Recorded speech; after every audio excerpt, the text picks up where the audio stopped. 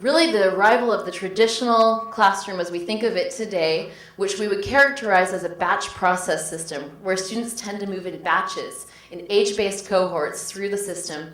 That was pioneered in the early 1900s in response to a fast-rising Germany that put pressure on America to pioneer more an education system that could provide workers for an industrial economy.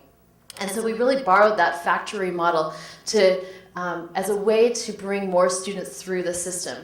And this batch process system in the way that it standardizes and moves students in cohorts through. And that served us really well. In fact, at the time, before this traditional classroom model came about, only about 30% of first graders in the year 1900 made it onto high school. And actually this factory system has now allowed us to get about, within one generation, 75% of first graders on through high school, just one generation after this model came about. And so it really was a great innovation for allowing us to bring a lot more students through the system. The challenge is that today we're transitioning as an economy from an industrial era into a knowledge-based economy. In the year 1900, only 17% of jobs required a so-called knowledge worker, and today over 60% of jobs do. So our economy has changed, and the things that are pulling us towards new models of learning are the beckon for personalization, the idea of allowing each student to move at their own pace and along their own pathway to optimize their learning experience.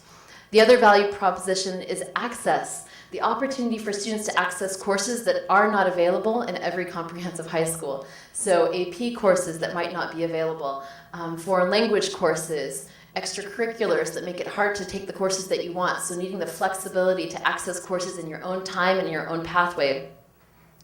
Productivity is also really beckoning this disruption along. The idea of facing the fact that we are perpetually plagued with teacher shortages and budget shortfalls in our traditional system. So how can we leverage disruptive innovation to help us do more for less?